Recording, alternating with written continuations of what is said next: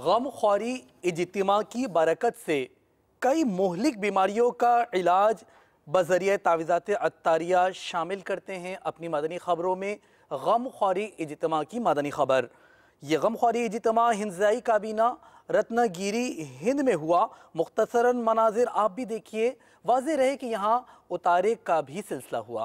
करते रहो ये दिल से दुआ मेरे भाइयों, सगे अत्तार को दे मौत, खुदा कुए यार में तेरा हो ये दिल से दुआ मेरे भाइयों, सगे अत्तार को दे मौत, खुदा कुए यार में बदकार को दे मौत, खुदा कुए यार में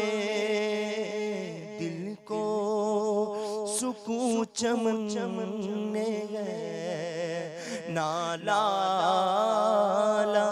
जार में सोजो